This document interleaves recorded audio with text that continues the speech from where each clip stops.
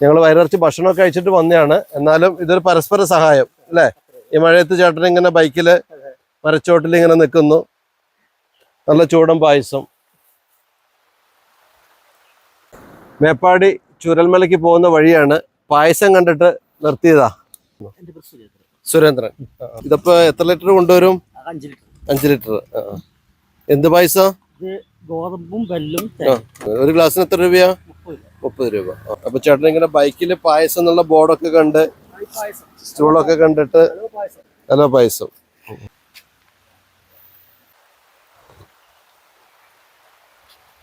അടിപൊളി കേട്ടോ പൂസ, ടേസ്റ്റ് ഉണ്ട്.